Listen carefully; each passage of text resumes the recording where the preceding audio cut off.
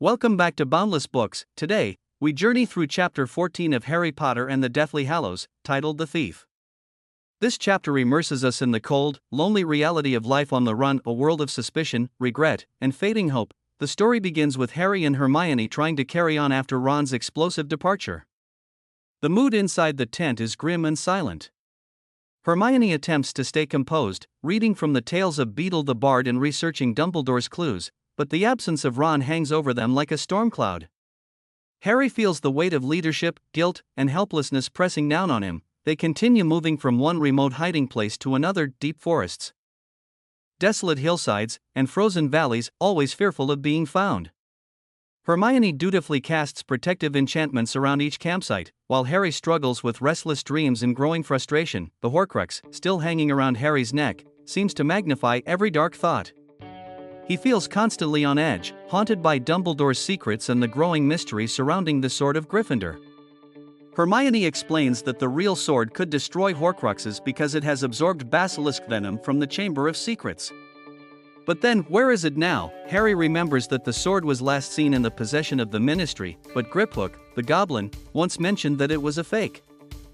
So who took the real sword, and why? As they sit by the fire one bitterly cold night, Hermione reads from Dumbledore's will once again, trying to find meaning in what he left them. Harry grows frustrated, every clue seems to lead nowhere. The isolation and hopelessness are wearing them both down. One night, Harry decides to take a walk outside to clear his head. Snow covers the forest floor, and the only sound is the crunch beneath his boots. Suddenly, he hears a faint rustle, a sound that doesn't belong to the wind. His instincts sharpen immediately. He draws his wand and peers through the darkness. There, near the edge of their protective enchantments, he spots a shadowy figure moving stealthily. The intruder is rifling through the underbrush, too close to their camp for comfort. Harry's heart pounds. He signals silently to Hermione, and together they extinguish the fire. The figure steps into a shaft of moonlight for an instant, but it's too dark to see the face.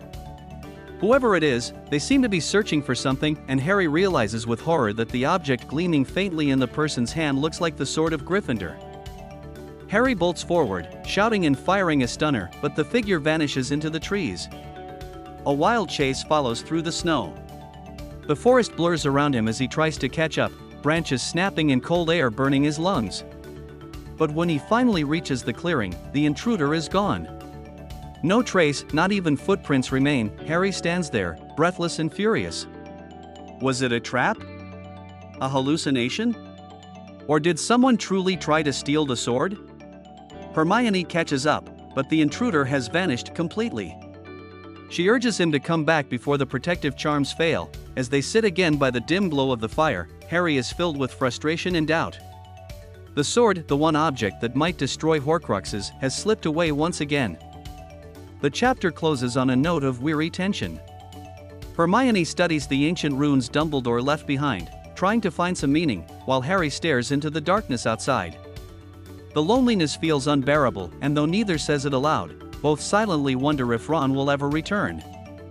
Key moments in the chapter include Ron's absence deepens. His departure continues to affect both Harry and Hermione, making their journey emotionally heavier. Wandering in isolation, the two move constantly to avoid capture, highlighting the bleakness of their mission. The Sword of Gryffindor mystery, Hermione explains why it can destroy Horcruxes and how the one at the Ministry was a fake. The mysterious intruder.